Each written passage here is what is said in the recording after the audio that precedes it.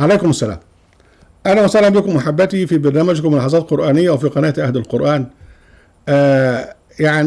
هذه الحلقة 454 ولازلنا في محور جاهلية المحمديين، ونتحدث هنا عن الخوف من الآلهة. الجماعة الجاهلين كانوا بيخوفوا النبي من تصريف أو من كرامات الأولياء بتوعتهم وفي القبور المقدسة اللي موجودة عنده. وربنا قال له سبحانه وتعالى في الآية 36 من سورة الزمر: أليس الله بكاف عبده؟ يا ربنا مش مكفيكم، بتروح لحد تاني. ومع كده قالك: ويخوفونك بالذين من دونه، يعني بيخوفوك بقى من غضب الآلهة ومن مقت الآلهة ومن تصريف الآلهة وكرامات الآلهة ومعجزات الآلهة. ويخوفونك، بيخوفوا النبي، فربنا بيقول له ربنا مش مكفيك. وربنا أمر النبي إن هو يتحداهم. هم بيعبدوا قبور مقدسة وفيها ما يسمونهم أولياء، والأولياء دول مدفونين تحت وتحولوا إلى تراب، وبيخوفوا الناس بقى من الكرامات. اللي يعترض على الأولياء دول أو اللي يعترض على الآلهة الميتة دي يبقى الآية هتطلع له. فربنا سبحانه وتعالى يقول: إن الذين تدعون من دون الله عباد أمثالكم فادعوهم فليستجيبوا لكم إن كنتم صادقين. يعني لو أنت قاف كده قدام ضريح الحسين أو مقام الحسين أو الضريح الرجسي أو القبر الرجسي المنسوب للنبي وادعي، هل هيطلع لك النبي أو هيطلع لك الحسين أو هيطلع لك السيد البدوي ويقول لك شبيك لبيك؟ مفيش حد موجود تحت، ده تراب.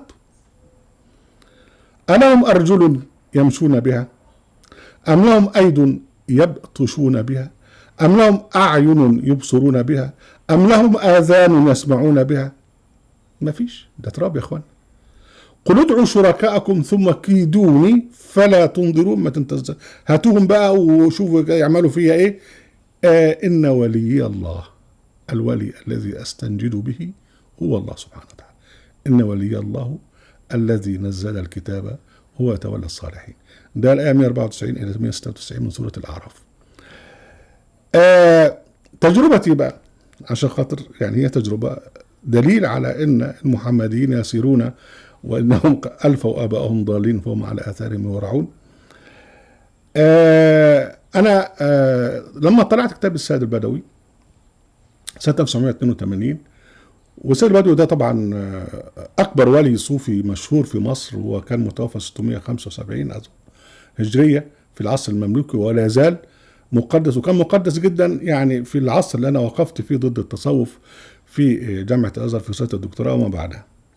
طبعا بعد كده فتحتهم التصوف نزل لكن أهم شيء بقى لما طلعت الكتاب 86 أشاعوا إن السيد البدوي انتقم مني وأعماني. قابلت واحد صاحبي قال لي: ده بقول السيد البدوي أعماك. قلت له: يا ابني أنا نظري 6/6، ولا أنت شايف إيه؟ أنت شايفني لابس نظارة حتى؟ قال لي: بس ده بيقولوا. قلت له: طيب بيقولوا، أنت شايف إيه؟ قال لي: بس بيقولوا. شوف بقى، بس بيقولوا، هو يصدق ما يقال لأنه هو مؤمن بالسيد البدوي ويكذب الواقع اللي هو قدامه. فهذا هو الخوف من الأولياء وتصريف الأولياء ومعجزات الأولياء بتوعتهم. بعد كده دخلت في موضوع البخاري. الفرق بين البخاري والسيد البدوي ان السيد البدوي رجس مادي، قبر مقدس. البخاري رجس علمي، كتاب. لكن الكتاب ده كنا نسمع واحنا صغيرين قوي ان كتاب البخاري ده اللي يمسكه مش عارف يحصل له ايه، اللي ده كتاب ضخم وكتاب صعب، كتاب فظيع يخوف الناس منه. ده اللي سمعناه واحنا صغيرين. وظل تقديس البخاري الى اخره، لدرجه حتى قصه مشهوره، واحد من المقرئين الكبار بيقرا وبعدين غلط في ايه، فقالوا له: انت غلطت في الايه. قال له: انا غلطت في البخاري. تقديس البخاري كان فظيع جدا ومش حد كان بيقراه لانه يخافوا يقولوا حتى. فظهرت انا وابتديت اعترض على البخاري الى اخره. كانت النتيجة ايه؟ هم توقعوا ان البخاري هيجي ويقصف عمري، فشافوني كويس وصحتي حلوة يعني، فابتدوا يخافوا مني انا، لان انا تجرأت على الاله الكبير بتاعهم. وده فعلا يعني حتى لغايه دلوقتي الناس تخاف مني وانا راجل غلبان يعني. ابتدى وانا بعد ما سبت الازهر وابتدأ اهاجم في البخاري من 87 من 85 الى 87 وما بعدها، ابتدوا المشايخ يبعتوا بقى ضدي شكاوى في امن الدوله، ويقال لي ده بيبعتوا فيك شكاوى. فانا قلت طب ويبعتوا في شكاوى ليه؟ طب ما انا اروح لهم. فاتصلت بصديق في ضابط، وصلني لصديق تاني كبير من الضباط الكبار، فخدني بعربيته ووداني الى لازغلي اللي هو مقر امن الدوله اللي بيخوف الناس كلهم، وطلعني الى مكتب رئيس فرع النشاط الديني في القاهره. قعدني والسلام عليكم وسلام وسابني. الراجل كان قاعد اللي هو الضابط عمال بيبص في ورق وبتاع، ومن بعد كده قال له قال لي اهلا وسهلا، سيادتك عايز ايه؟ قلت له انا احمد صبحي منصور. راح عامل كده، قال لي انت احمد صبحي منصور؟ قلت له اه. قال لي طب لا لحظه. وراح داخل جوه على رئيس النشاط الديني في مصر كلها وقال لي اتفضل تعالى. راح قال له ده احمد صبحي منصور. الراجل استقبلني كويس وقعدت. ده يعني حقائق وربنا سبحانه وتعالى شاهد عليه. فالراجل كان كويس جدا يعني، مش هذكر اسماء يعني. فابتدى يسالني واجاوب، اقول القران بيقول كذا وربنا بيقول كذا والبخاري بيقول كذا، وراجل يسمع ومندهش جدا. وفي الاخر قال لي كلمه لا زلت اذكرها، قال لي تعرف الكلام بتاعك ده يعني لو احنا قلناه للشيخ محمد الطيب النجار اللي هو كان ياما يعني كان وكيل الازهر، ثم بعد هذا كان رئيس جامعه الازهر وكان اكبر اعدائي يعني. قال لي لو قلنا الكلام ده معناه ان احنا بنقول للشيخ محمد الطيب النجار اقف في ميدان التحرير واقلع الجبه والكاكوله والعمه والبس مايوه. محدش يقدر يصدق الكلام.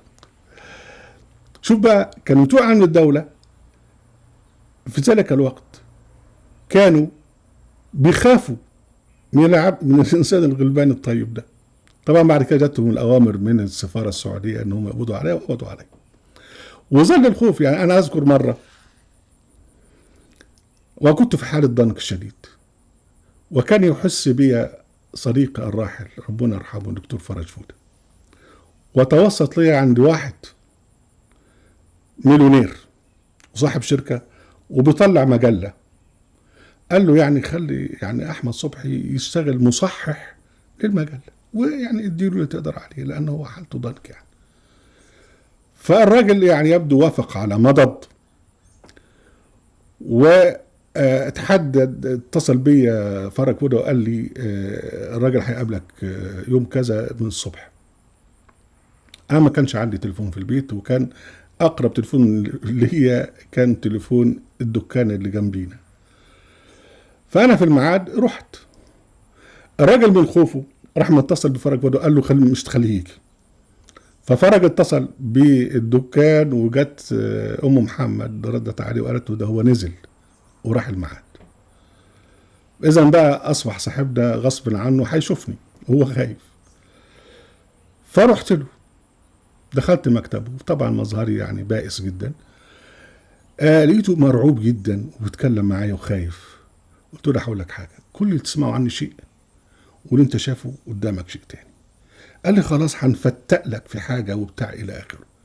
وسلمت عليه وهو بيرجف خايف، لان الواحد اللي بيهاجم البخاري ده لازم راجل يعني لازم يتخاف منه. اذا كنا بنخاف بالبخاري يبقى بالتالي هنخاف من اللي اكتر من البخاري.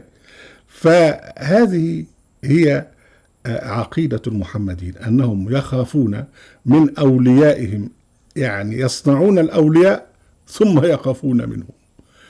وربنا سبحانه وتعالى يعني جعلها قاعدة، قال يعني انما ذلكم الشيطان يخوف اولياءه فلا تخافوهم وخافون ان كنتم مؤمنين. يعني اذا خفت الله جل وعلا واتقيته فلا يمكن ان تخاف من اي مخلوق. إذا لم تخف الله الشيطان هيخوفك من أي قطة ماشية في الليل. ربنا سبحانه وتعالى قال يعني الذين آمنوا ولم يلبسوا إيمانهم بظلم أولئك لهم الأمن وهم مهتدون. يعني لا تظلم ربك جل وعلا وتتخذ معه آلهة أو آخرين، لا تظلم الناس. إذا كنت مؤمنا ولم تلبس إيمانك بظلم عشت في أمن. هذا ما قاله رب العزة. ولكن يعني المحمديين لا يخافون الله ويخافون أولياء صنعوه. وربنا سبحانه وتعالى قال سنلقي في قلوب الذين كفروا الرعب بما أشركوا بالله ما لم ينزل به سلطانا. أهلا وسهلا بكم أحبتي في برنامجكم لحظات قرآنية في قناة أهل القرآن وفي موقع أهل القرآن. لا تنسوا المشاركة بشير ولايك. وعليكم السلام.